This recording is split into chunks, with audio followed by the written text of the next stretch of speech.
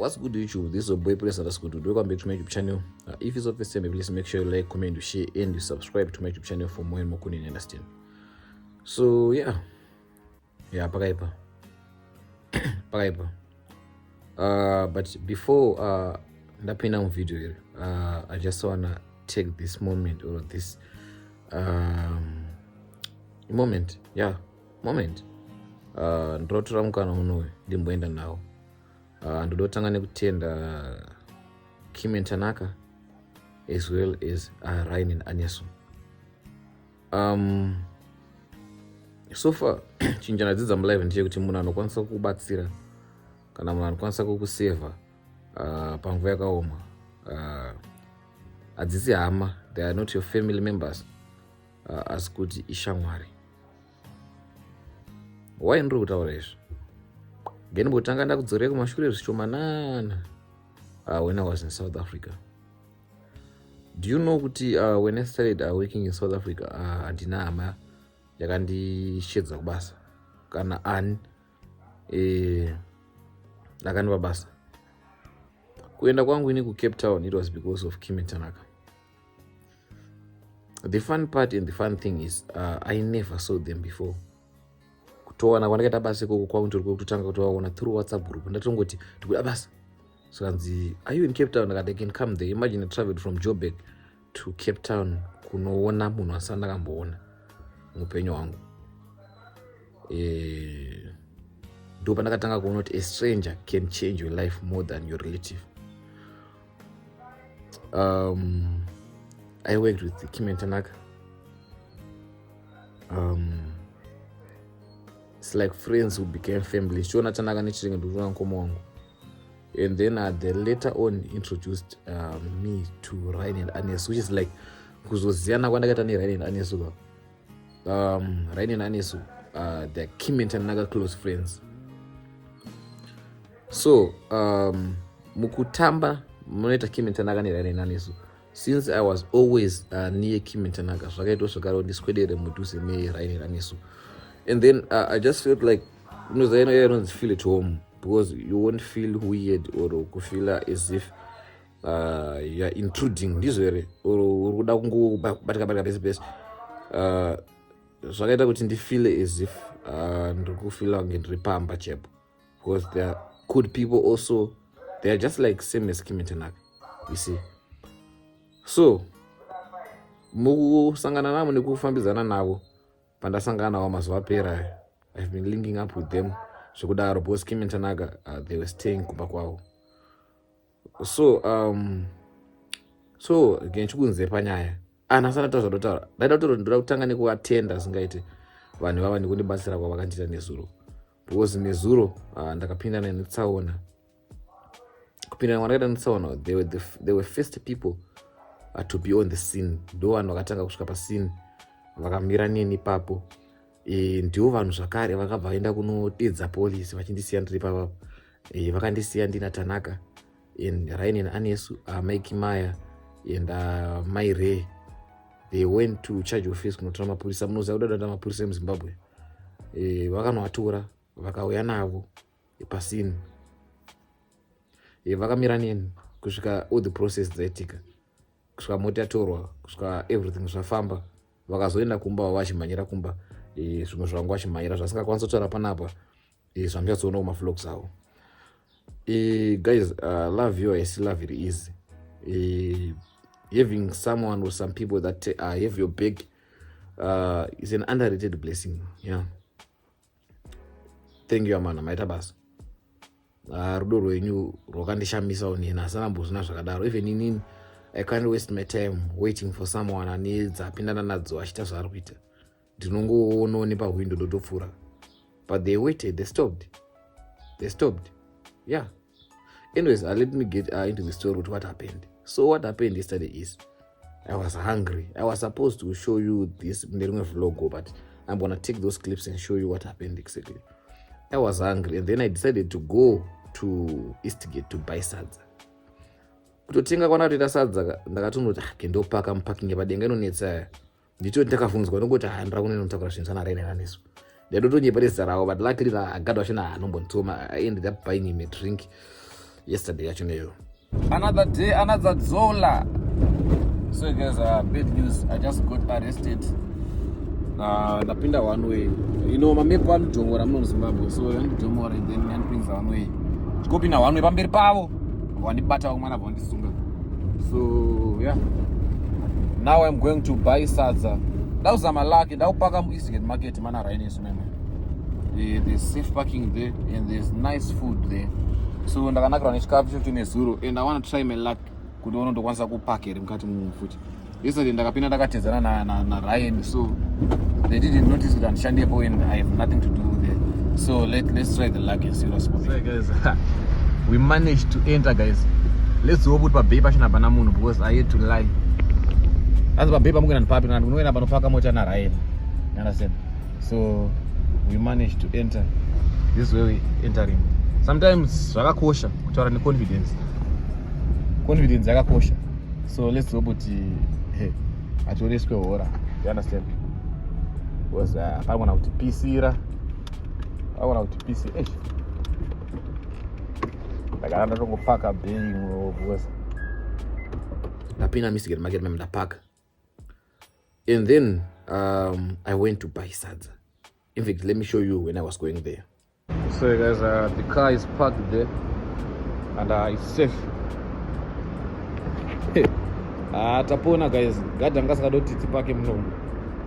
But yeah.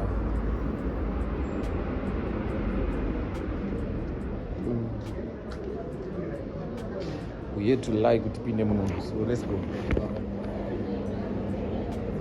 Check it.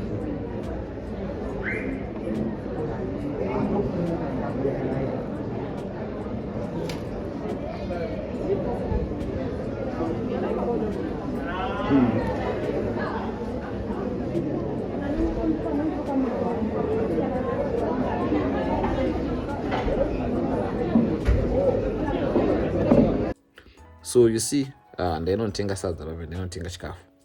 And then pandakabuda imomo, I then noticed kuti Kimi Tanaka neRain nesu they are in the same parking. And ndakwanisa kuvaona pandakasvika because I was expecting to see mota yaRain. Yenda nakushandisa they used a Noah yavakashandisa kuenda kutripia. And then I called Tanaka ndakati amune tiri kufamba. Kanza we always traveling bra. Ndakati ndakuona ndiri Eastgate. Kanza manje ndokudenga parking ndakati ndokwandiri ikoko. You understand? So ndokwandiri. Ndakati aiwa saka isinyaya kangomongo. Getese gatibudirani ndirande pamberi because ndakapaka parking yekutanga kune exit yedog and then ana Kimi Tanaka nana Rain nesongwaro mashuro. And then guys, guess the coincidence. Ana Rain na ani sona Kimi Tanaka warapa pavo. Tabala sangana wa muno munchibo ntengo sadzarangu is the food there. Tomforo Tanaka urida say takona Eastgate ava ruto reversa. Amena varuto endo padeni. Vakuenda padeni. Saka ndobuda ndikuvamhoresa kana tomfonera. Anyways, let's go. Pana panotyisa oburuka panapa. Yes sas. Panotyisa pano. Anyways, let's go. Patabuda bebe takatedzana. So Tanaka akanditi haukuona praise muzukuru wako arudzokera mangwana. Achitaura Kimi Tanaka. Achitaura Kimaya na mama wake na Kim. They are going back before Anzan, before Tanaka adzokera. Mira uone kana nichi nemuzukuru wako. Upe muzukuru wako $10 yechikafu. Maratoti ndakabroka mndara changotanga tase kutongoshanda. But ndine 30 rand and for sure I had 30 rand ndakatotora mndara smart tax, you know. So padashboard pasisimo ndakangopinda mote muntu ndongotora zvimari. So ma30 rand anonesa kushandisa muZimbabwe like loose money unless kana kuna namasvingo kuna nani kunoshanda maranzi. So naningorona ngofamba nayo remote dashboard. But that's pepe. Ngati aiwa boy isinya ande tinomira vadabuda muparking mabva tanomira panze padhuze papa neSgate. Tamira pa New Road. Vadato Kimaya bye ichi pepe vanotopa 30 rand yayo. And then pepe now that vakuenda kumba ndakuenda ukubasa. Vandironotsvaga parking yekuna 4th kwanombopaka kweka kugarage rare. Patabuda takatedzana. Ndasvika marobot pepe vanatoita se vanatoa overtake because I was rushing. Since vanisvika nereta se ndabata pepe. handana tenga sadza rangu ngachanoryira chi ndakapako but manje ndanda kuti unotoro chi client. So I overtaked Rain and Anesu, and then pamberi pavo pane zirori raifamba because ndo raiva delay, even they were driving slow, not slow but a bit slow because of the truck ranga pamberi pavo zirori. So I overtake that truck, and then after overtaking that truck, road inobva kuna Rizende marobhotsi akafaya ichinokwidza kucave iyo inoenda kuEastgate market pane pharmacy cave. And then after overtaking the truck, ndatopinda mucave memoya. From nowhere the tire busted. Like I was traveling in I think on around the 30 to 40. I mean, I was not speeding. Uzamtwana wanga speed zvekuti unganzi wa speeder. So from nowhere mkona mama bam tire baraputika. Mota yakabuda muroad. I want to lie, mota yakabuda muroad. Baya zvemfiri Fast and Furious zvese. Mota yakafamba netuma vhiri because yakabuda muroad so I don't know dhuma mota dzakamira kuparking yoga. And then I had to swerve it kuitenesa kudai so ku right side because ku left side ndokwa kune pharmacy ndokaenda kubudireko entire ku left kumberi ndo akaputika at the same time ndo tire rinodhonza tumota tudiko todhonza ne one wheel rev left. Guys, the most shocking part is the tire is new. Ndo unoziva matire akabiwa I think pamatires akabiwa. There's a video randakaposta ndichita replace matires achenga new ones. If you remember pazivhiri zombe randakaisa takazobvisa zvivhiri zombe rari ku left tichibva taisa new one tire, a brand new one tire and nemalock nuts as well. So ndo tire rakaputika new one iroro. I know it's not making sense to you, but that's what happened. A new tire ndo rakaputika. Mota yakarasa balance kuti yakarola yakatendera deso mota ichinotarisa kwayabva yanorovera papavement yakwira padenga. So I was shocked for a moment, but luckily manje nachangobva kuovertake Kimenta nakanirera ndiso vakati unoona kumana achangobva kuti overtake zveso mota yakutopfumbaira zvevautsi. Radiator yakabva yatsemuka papo, gearbox rakabva ratsemuka rakabva rafunika. I thought kuti it's sample, but this was not sample. Rakabva ratsemuka papo, and then the oil was all over the place. And zvakaita so fast so people vakatoungana, what's up uri boy here? That was in shock. And guys, I just want to thank God andina kana scratch. I'll be lying and ndine kana pain and kana pain. Ndakatobvisa seat belt. I'm likely I hate seat belt. That's why sometimes seat belt is so important because dzimweni dzenguva dena asina seat belt pamwe ndaitobuda neku screen because the way the car waved it was so crazy like pepa ndatoburuka narena ndopaka kumudara boy here. Tesa vanhu vemanje what happened?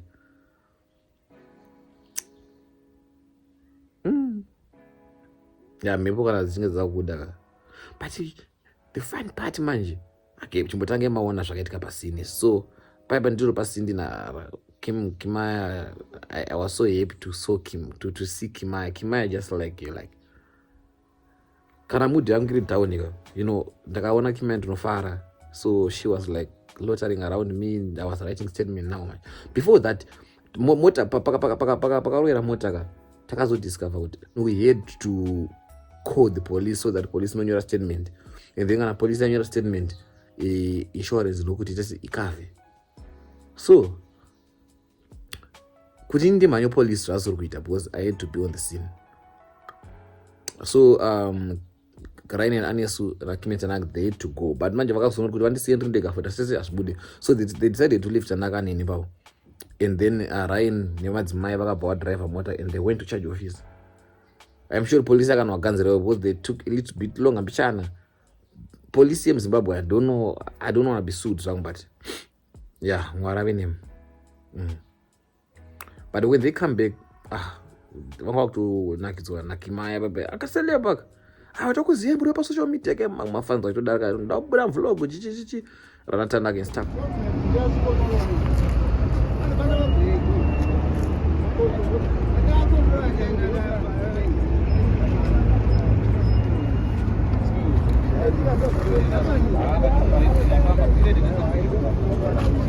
Zviri mukavhitsi manje hatina kavhitsi panavo. Which made the process a bit easier because sometimes kunge une zita kwakanaka zvinhu zvako hauzonyanya kudadirwa because vakazonge vaziva kuti murana ndinaro Kimenta kana Rain and Anesu choneva. okay.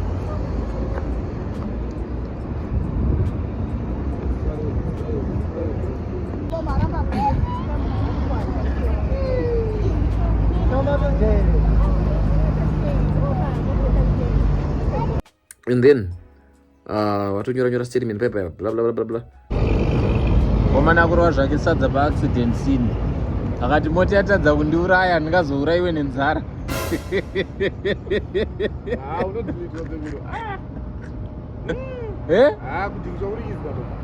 Wakati mota yatadza kuuraya rekaiti unozofa nenzara. Yakandipotsa mota yandipotsa ndo pane nzara. Akuna zera tanga tadyasa nzara kwangu ndakavhuta. Pakaipa. After that, Kimi and Tanaka, they then left because they wanted to go to. I didn't want to say this, but I had. If you see me posting this video, which means I had confirmed from Tanaka kuti ndostaurere, because I don't want to be someone anotonga penameno.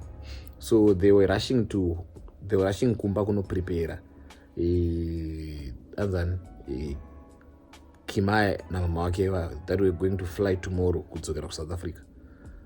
So that's what happened there.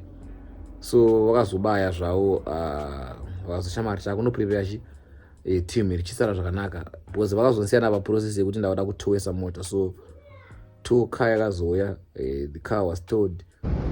Samana mota yakazorekwa. As you can see.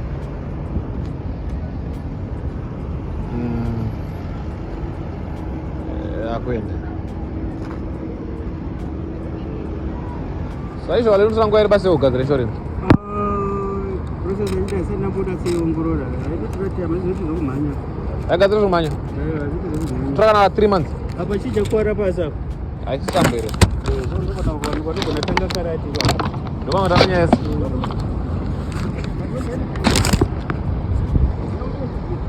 Saka zamota yatobaya. Kwatokutodhonzwa ro. As you can see.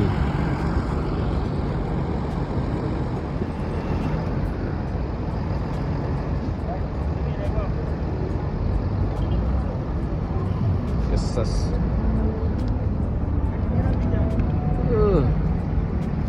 Look at that tire.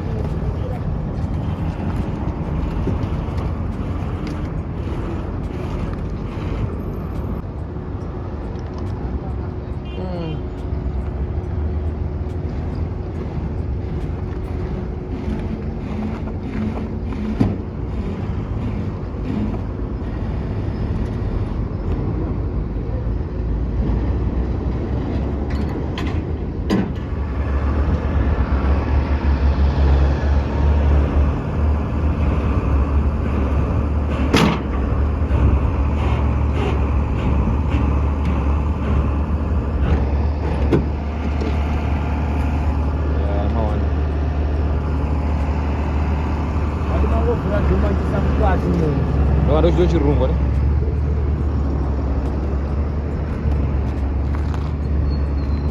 Bala no bonya kukwara zvayo.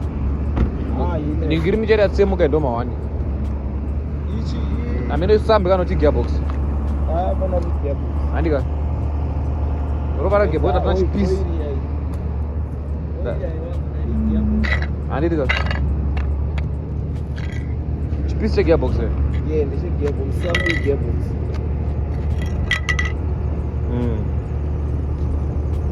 Hai gearbox. Gearbox wewe.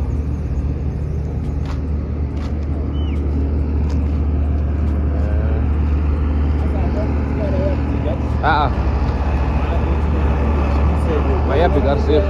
Pegar isso na fábrica. Exato agora. Amanhã pegar safe. E gearbox ali? Tinha house. Jika weta ira ko vakadona. Gearbox. Hai gearbox. Bon. Tsemka sample safe andika. Ene ready. Gearbox tsemka. Hai gearbox. Gearbox. Sample safe. Sample safe. Ini gearbox. So something safe ke? Hapana oil.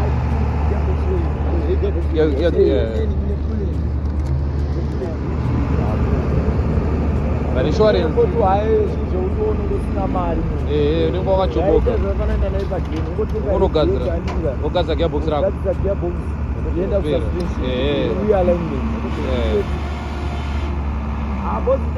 uchatozoitora ikoko insurance.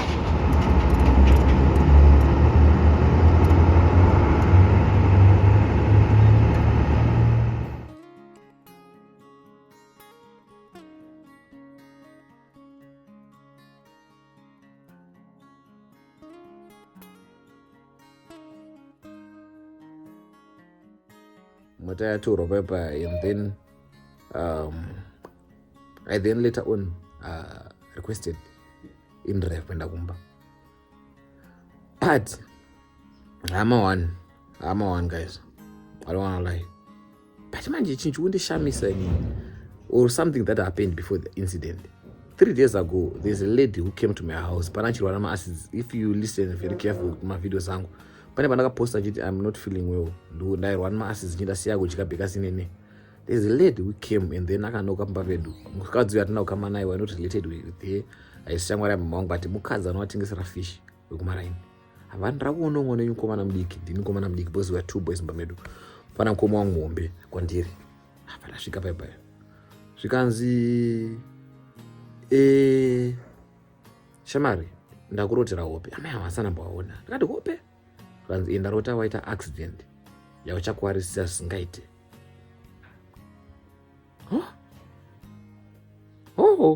Saka zvingaba kunamata kana zvatotauri kwadai so zvafumurika.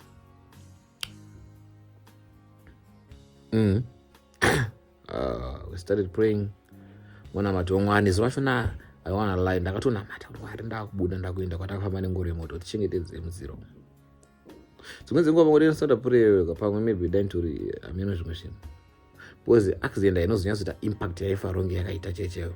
Yes, explain nemukadzi. Mukadzi yakaita chiporofita akatondiudza ona kurotera hope. I think ndofara kunomutsvaga kuti mai mimi munonamatira kupi mimi. Kutotendeuka checheko kuti every Sunday ndi kuchechi because like pamwe dzimwe dzenguva kutora kunoka. Dai muri kuona mavlogs etimu rangu ritoti tanochengeta mukomana tisiya. But by the grace of God, by nyasha dzaMwari ndiri pano, ndinofema ndikukika. It also happened pananda kuda kuya kuZimbabwe kunoku. I was involved in an accident as well. Ndakangodhumwa nemota from nowhere padoor. I think if you watch my vlogs, you know that incident. Pagam! Padoor. And then that's when I saw, let me go back to Zimbabwe. It's like, mota yakabva matai, muza mota yakabva matai musino kuti pademba napaka. It's like mhepo dzachona dzakatisumukire kumba kwedu. I mean, I don't even understand. But yeah, that's what happened. You know, we can't tell you everything on social media. I feel like there's a family member. Maybe there's a family member or someone who is behind all this. But let me tell you or let me warn you, if you are watching this, I know you are watching this, if you are there, and you're not in criminal record, but ndikakubata, oh, you're gonna be my first murder case. Because like pane zvimwe zvaunobona kuti zvinhu hazisi zvegezvo. I can't tell you everything though, but yeah, pane pamwe panyasona kuti dzimhepo dzikusumudzwa idzi. And then also to those who have my links, guys, I have my brother. My brother, he's older than me. Akapedza degree rake anzi Bachelor of Sciences in Social Work. I mean, zvimadegree anyazonzwise, but akaita social work. He graduated A-level akarowa chikoro. I think ane 13 points. O-level akadzorera nemaths, everything. He's educated. When I say someone is educated, he's educated. But the crisis is pabasa. You know, kana usina malinks nemhepo dzacho dzakasimudzwa zvinobva zvaita worse. So if you have any job that you can offer him, please hit me up. I'm gonna put my number on the screen. Please don't text me. We're going to high praise and be big fan. I know, guys, I have my fans are on fire. But that's the basa comment section. Just write in the comment section. I would really appreciate this also. Those far as get with some comment section. Don't put my messages akawanda trafficking my messages. Those things seem to know that but anti-daddy. But my messages like as a number zang pa screen because when the bow I'm not going to text high praise I'm fun. Okay. And then you see I can't be replying to every message akadaro. Cause it to my ladies ninga nenyere. Please stop that man. Like as a number is pa screen. It's for business and for name solo. You understand? Kana I was going to just my games nene I see ungo yacho izo. So if you have a company or if you have any link Ronga link plus yangu my NGO ikuko please hit me up at this number. And also if you have any job because now is at a moment yekuti asika pasicho chine nduda chero basa ore chero basa runongoti kuti ararame achinje life yake aite zvari kuita. You understand? I would really appreciate that. I would really appreciate that. Even if you have a shop or what ndokupushira zvako I will be your ambassador. Your brand ambassador to taura na ndokupushira for a certain moment. Yeah, ndingakwanise kupushira. I need him to get something to do because it really pains me kuona akagara paden and doing nothing yet he's educated. But yeah, that was the story. That was the incident that I sangana nayo. I bet guys I hope you've enjoyed the vlog. If you've enjoyed, please make sure you like, comment, share, and subscribe to my YouTube channel. More content to come. Yeah, and road to 11,000. I love you so much guys. Peace out.